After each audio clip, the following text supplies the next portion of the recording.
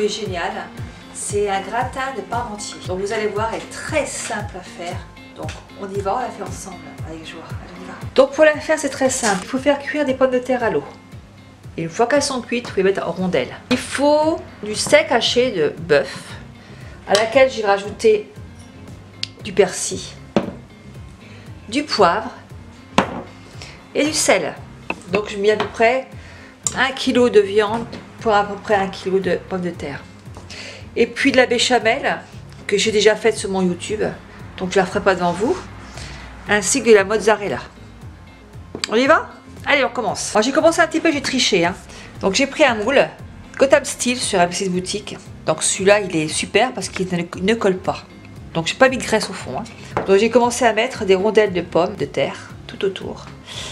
Et puis ensuite, vous voyez, mettez une rondelle de pommes de terre comme ça, une boulette de viande, une rondelle de pommes de terre, et on continue comme ça. Regardez, une rondelle de pommes de terre qu'on met dessus.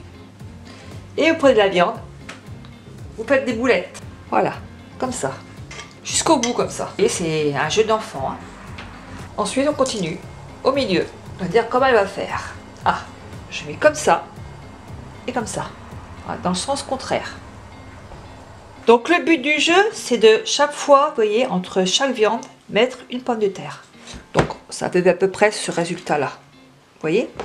Alors moi, je vais rajouter un petit peu d'herbe dessus. Un petit peu de poivre. Et un petit peu de sel. Voilà. Ensuite, je prends la béchamel, alors qui est sur mon YouTube. On mettra la référence en dessous, vous puissiez retrouver. Et vous versez, voilà, dessus, regardez. Voilà, regardez, c'est super. Je vais rajouter la mozzarella. On a mis de la mozzarella. On enfourne à 200 degrés. Et on se dit à tout de suite. Je l'ai sorti du four. Donc voilà, c'est fini. Je vous souhaite une très bon appétit.